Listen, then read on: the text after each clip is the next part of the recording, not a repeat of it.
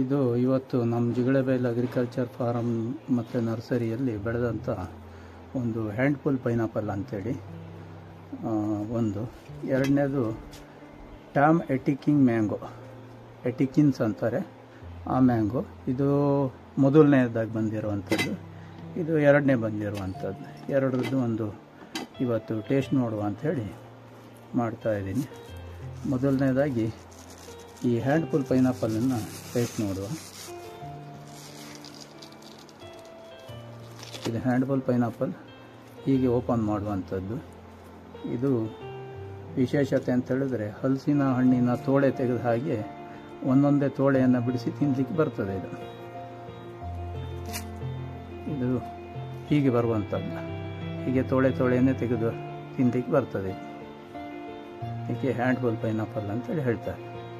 ನೋಡಿ ಇನ್ನು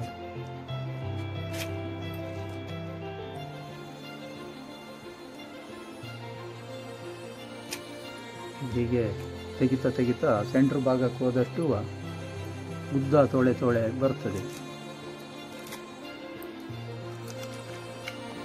ಮ್ಯಾಂಗೋ ಇದು ಆ್ಯಕ್ಚುಲಿ ಫುಲ್ಲು ಇದೇ ಕಲರ್ ಕೆಂಪು ಬರುವಂಥದ್ದು. ಇದಕ್ಕೆ ನಾವು ಕವರ್ ಹಾಕದೇ ಇರೋದ್ರಿಂದ ಮೇಲ್ಭಾಗದಲ್ಲಿ ಸ್ವಲ್ಪ ಕಪ್ಪಿರುವಂಥದ್ದು.